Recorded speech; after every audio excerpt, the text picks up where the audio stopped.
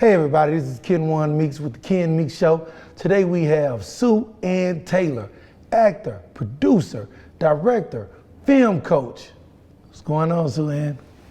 How are Nice you? to meet you. This is a pleasure. I've heard so much about you, and I understand you're from Maine. I am. So what was it like growing up in Maine? It's just beautiful. And growing up in Maine, I appreciated it every single day. We grew up on the ocean. Okay. We walked right out. My front door was the ocean. And I loved it. My dad was a lobsterman. He was also a contractor, but he loved the ocean. He loved being out in the boats. Okay. Loved the thrill of the hunt of the lobsters. Interesting little fact about lobsters and the traps is people don't realize that it's sort of a game of chance, because the lobsters that get in to the traps can also walk right out. Wow. Okay, so it's not like a bear trap where they're stuck, right? They go in and they eat the bait, and so the lobsterman has to get there before they're done eating the bait and pull them up. So your father was doing all of this great stuff with He lobsters. was. It was just a wonderful way to grow up, and I love it. And I had a high school principal that humored my then crazy idea, 1972, that I Wow. wanted to make films. Okay. And he bought a film kit for the school and started a film course, and that got me started. So writing wasn't the first thing that intrigued you. Oh, it Film. was. No, So it was writing. writing. I loved to write. From the fifth grade on, I was writing stories. So did you start with poetry like most people? I did. Okay. Poetry and songs, of all things. So do you remember the first poem you've written? Or you don't quite? I don't. But my father just passed away. Oh, sorry to hear that. In a storage locker in Maine, after clearing out his house, is a bunch of those kinds of things that Right. that a parent collects from a child, and I will get to them at some point, and Right. I will see some of my earlier work. Okay. So when did you realize, from writing poems and taking your film class, to actually say to yourself, hey, I have something, I got something? What did you write, or what did you see, or did somebody say something to you to make you want to continue and be a writer and producing film? At what moment? Well, I love to write short stories. Okay. And we lived at the beach, and my grandparents would come down on Sunday after dinner, and I would read my short stories to them. And Wow. I think one of the things that connected with me is my grandfather would argue about things in the story. That in his mind, all of the stories were about him. So he would correct me on the facts. Right. And I would say, but I made it up. Yeah, it's not about you. You know, I would, no, this is another man that, you might have influenced, but, and I realized that I had made it real for him. And I was probably in the 8th, 9th grade when this was going on. And I also realized that I could entertain them with my stories. So that's kind of where it all started, and I just always wanted to do that. And then as I got older, everybody told me how ridiculous an idea that was for Right. a woman to want to be a filmmaker in the 70s, Yeah. in the early 70s, more 60s and 70s. That Explain more about how was it producing film and being a woman in the 70s, trying to get the film out, writing, because we didn't have social media back then, right? So how was it producing and, just trying to get in the film industry in general in the 70s? nearly impossible. Okay, started in television, and that was nearly impossible. Spring ahead to the 80s, I had my own company, my own crew. We were all women. Wow.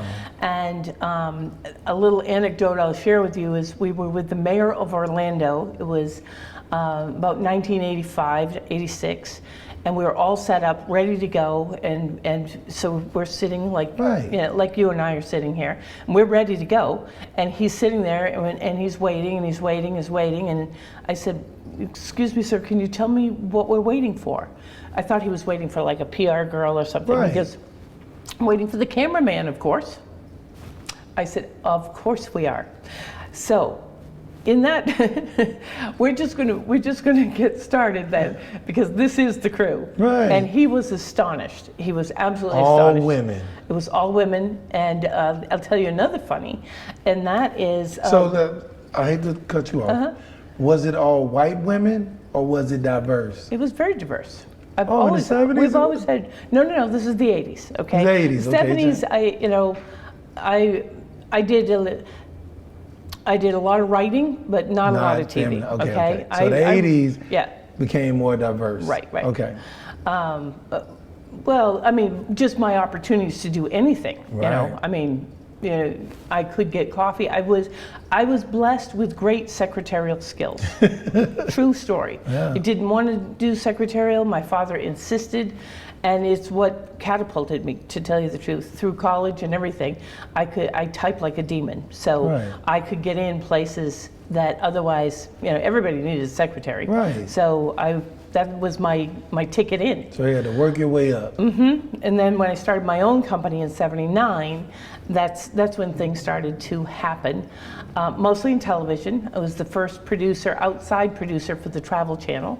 Wow. And that was where we had our all-girl crew. And then, you know, it was diverse there, and then we had some guys that came in. But we always, you know, it was, can you do the job? That's the only question we ever asked, Right. period, you know. And so we gave a lot of people a leg up, but we were not always welcome. But I'll tell you a funny story. Here we go. We worked out of Philadelphia for the Travel Channel, Philadelphia and Allentown, Pennsylvania. We did a lot with Donald Trump at his casinos. Okay. They were big travel news at the time. And he thought it was kind of fun that we had an all-girl crew. I bet he did. Well, actually, not anything inappropriate whatsoever. Yeah, It just was everything, nothing right. but respectful. Right. And lots of people have asked me, you know, these. Not a bit, you know, because He wasn't like that then. And he was married to his first wife, and she really ruled us. Got Okay, it. you will go here, you will do this. Here's your story, you know. And as long as we stayed to that, we were in. there. You know. Okay. And as far as the women that was in your crew, are they still with you now? No, this is my Philadelphia team. Okay, so I moved here in 1999, and you know, started all over again. Yeah. Okay. So when you recruit now, or when you bring people into your company, do you look more at diversity meaning women, men, or you just looking at who's ever good at whatever? If you're good at it, you're getting hired. I don't care if you're black, white, yellow, green, man, woman. That's it. That's what you're looking at. It's, can you get the job done? Can you get the job done? That's it. Most people that I work with come to me because they have an idea that they want me to help them develop. And I do spend extra time with people in the Black community on that, because I really feel that we haven't heard enough of their stories. I'm glad you said that, because I had an interview yesterday, right? And I was talking to a gentleman, and we was talking about actors in the Black community. They were saying how hard it is for Black actors to, you know, get work in film, and it's easier in Hollywood. So it really, I really appreciate you saying, you know, I look at that. That's what I search for, because they need their stories heard as well. So yeah, I'm giving you your flowers. Thank you. Yeah. I think Hidden Figures changed everything. Yeah. It was a story that I was astonished. I had no idea, you know, with my, you know, reasonable education, how come I had never heard of her? Yeah. How come, you know, I grew up in the space program. Yeah, NASA. You know, I remember all of that from its very beginnings. And that name never had come up, and obviously she was a key figure. Right. So that's where movies have an opportunity to move the needle across the board and Paint a increase picture. understanding and appreciation. And you know, a look over the fence into a place that we've never looked before. And I want to be a part of that. I have 2 or 3 movies that fit that category that I'm working on right now. We have one called The Receipt that we're doing with a young black filmmaker named Antonio Faison. Yeah. Great movie about a man who spent 25 years falsely accused in prison. Great Wow. story, absolutely fantastic story. It'll make an incredible movie. And when is it coming out? Well, we're developing it right process. now. The development process is a longer process than people understand. Okay. You know, movies that show up at the Academy Awards probably took 10 years to get there.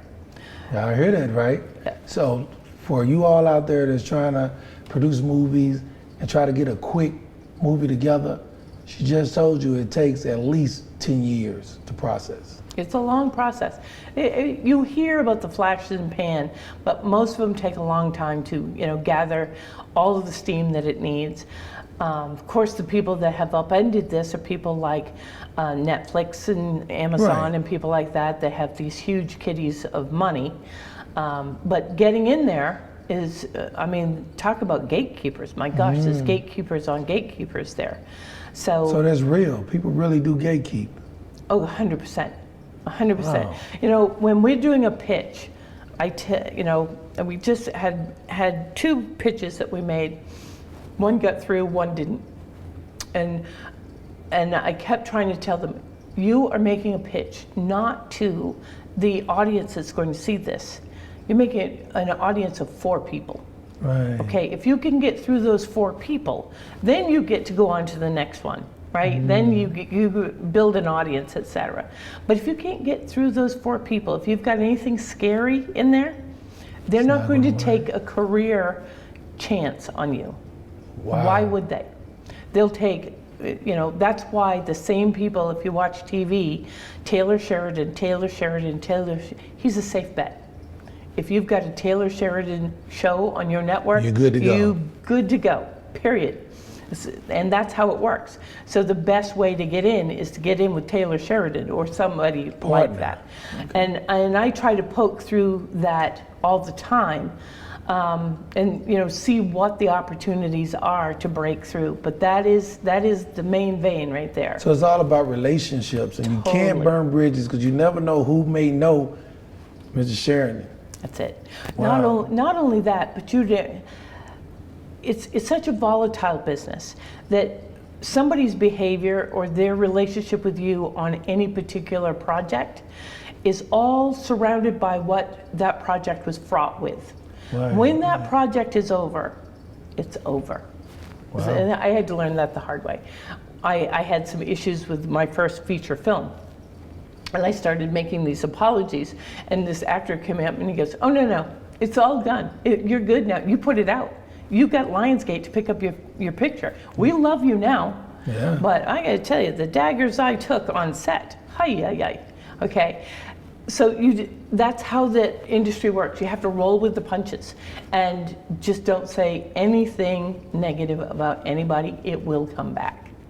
Period. That's it. Don't tweet, nothing negative. It will come back, 100%, Wow. 100 times. You never know who know that next person.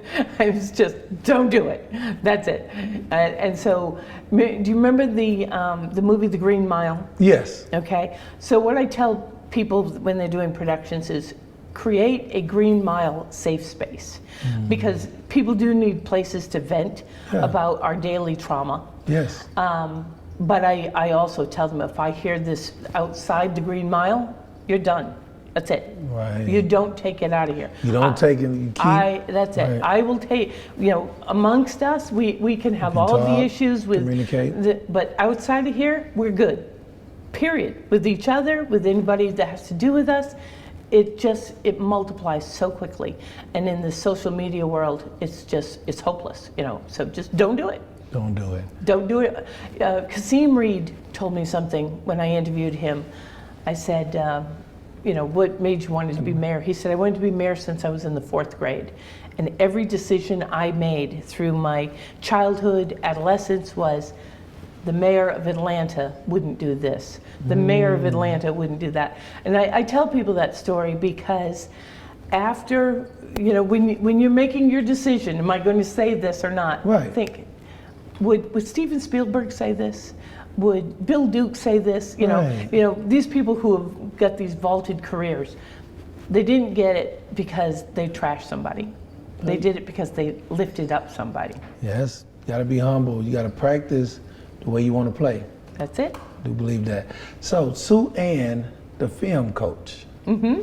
So tell me a little bit about that. What do you do as far as a film coach? Explain that to me. So, if I could go back just a little bit, I started these what they would call fast channels. Okay. Back in 2005.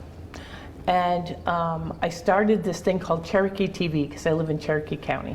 Okay. And there was no place to get information about the people we were electing in Cherokee TV. Cherokee County. So I started Cherokee TV. Total loss leader kind of thing. I did not make a dime on it. Lost many dimes on it. But we won national awards on our news coverage from it. Wow. One of the people that called is Comcast. And they said, literally, we'd like to talk with you about what you're doing. So I came in and I took over Comcast downtown. And part of that, I ran their public access station and that kind of operation for them. And I signed up for a year and I stayed for 8 years. Mm-hmm.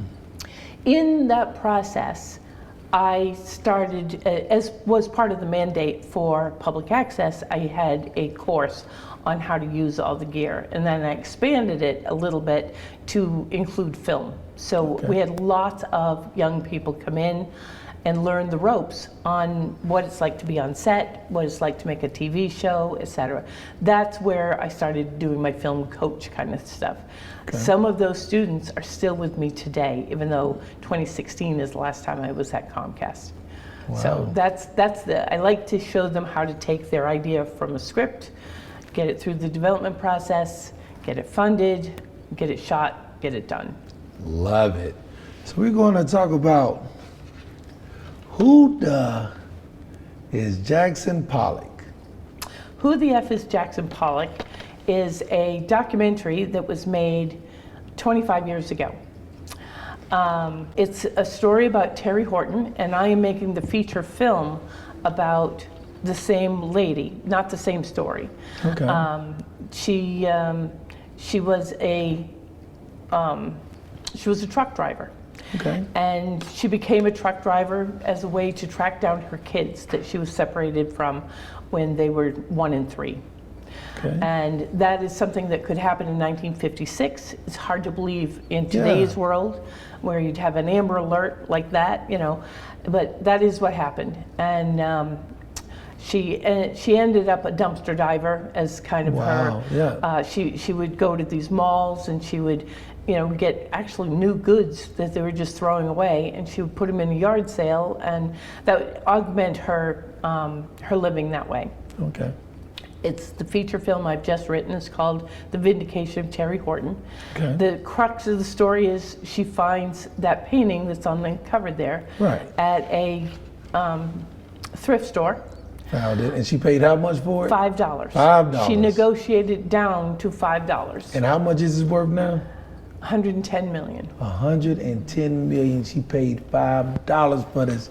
I'm in the wrong profession. Well, there is a hook to the story, and that is for it to be worth $110 million. It's appraised at that, but there's no signature on it.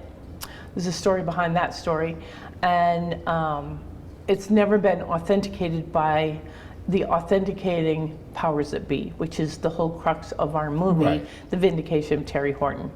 Because there is indeed forensic evidence that if this was a crime scene, the criminal would be in jail. There's a very clear thumbprint. Because there's thumbprints on the painting. On the painting. That the matches, investigators. Yeah, thumbprints in his own environment, his studio, and on other paintings that are his. So there's it's obviously controversial. There's Right. people who said, nope, it's not, and there's lots of people who say it can't not be. So that's the Sounds controversy like, of the movie. Without and giving too much away. Exactly. We don't want to give too much away. You have to, when the movie comes out, I'm going to go watch it. You have to watch this. This is crazy. It's a crazy great movie. Moving on. Cafe Life Venice. Well, Cafe Life Venice is one of 3. Cafe Life Rome, Venice, Florence. We're going to start with Italy. Okay. And they're based on these award-winning books. The photography on those books was done by my partner, Roger Paperno. And it really is an examination of the European tradition of cafe life. That kind of shows the importance of community, getting your face out of the screens, Right. talking to people, the importance of carrying on traditions, and bringing it back to our communities, Okay. living more in community, and appreciating people on a face-to-face basis instead of a Facebook basis. Exactly, because everybody's on social media right now.